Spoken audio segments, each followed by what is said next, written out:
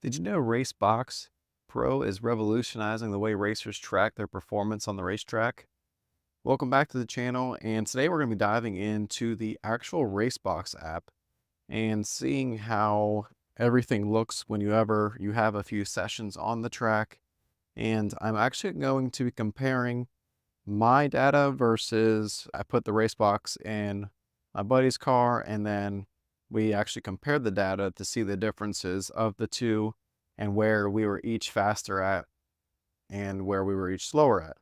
So your main section here, so you have your drag times, you have your track times, you have the device itself, and then of course you can go in here to tracks, search whatever tracks you want.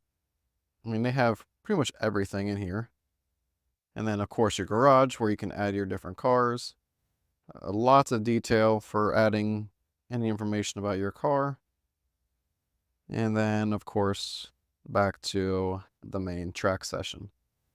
So we're going to actually compare my time that I had was at 18.38, and then my buddy, his fastest time was a 19:01. And these times were exactly what the track posted on their timer. So you can definitely tell that the race box is accurate down to the actual time, like exactly.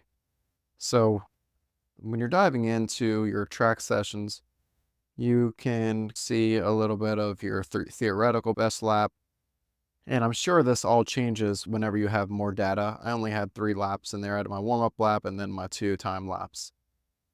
Now, of course, you can see your max speed, max acceleration, and cornering G.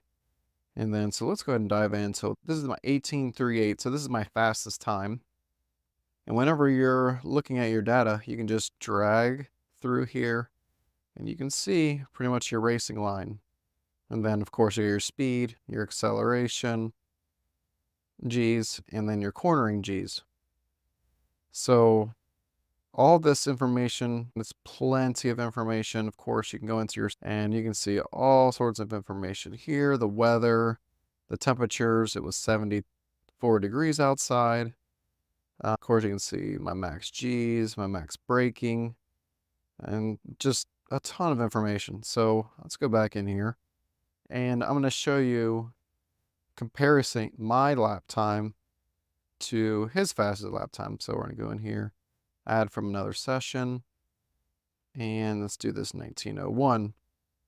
Now, this is where we were noticing things got very interesting. You can actually compare your time differences.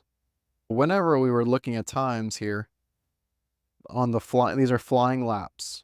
You can see that I quickly picked up speed here. Our time differences definitely grew. You can see I am 0.36 seconds ahead of him. And then I am the outside line, yes. Now you can see on turn 2 how much quicker he was. I went from being 0.36 seconds faster down to, or as far as the time difference, down to 2 seconds ahead of him. We can see that I struggled on turn 3 because of my line. I took a much wider turn here for whatever reason. I don't have enough data. Maybe I pushed and it put me out there a little bit on the track, whereas he stayed nice and tight. And let's look at our speed differences. Same speeds, pretty much 1 mile per hour difference. I'm a little bit faster. He's catching up to me. So you can see he is right on my tail. And then for the rest of the track, you can see our lines are very similar. And then that's where I picked up and took off from there. But just having this information is pretty crazy. And so I can go in here. Let's go back to my time. I can even share my session with a friend. So if he had it, I can share it with them. And then, I could send it to him and all that. Of course, add it to my favorites. And then changing the tracks, configuration. That's just going to be there because it's just Langley. So there's only one type of track there. But as you can see, this race box is amazing. The amount of data you can get from it is beyond anything that I need. It gives me way more information than I'm going to need, but maybe I can actually learn everything and get down to where I can make the most use of all of the data that I have in here. And I can definitely tell that theoretical is pretty much very close to my actual best lap time, but that theoretical best, like I said, is off of just one session out there. It doesn't have any data to go off of, but I'm 100% sure that I can drop a lot of time. Probably get close to the 18 flat. I'd love to break into the 17s because I did not push the car as hard as I could.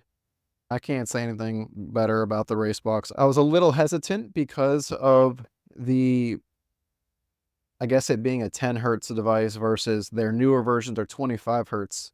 But the 10 hertz device is plenty. You can see how well it did. It got all of our lap times in there. It was matched exactly what the track said. It showed the lines exactly where we were. I think it's a couple inches of a difference or something like that, or maybe, yeah, I think it's like a couple inches of a difference as far as accuracy going from the 10 to 25. I could be wrong, but make sure you guys check out RaceBox if you're considering buying their device. I haven't used it for the drag session yet.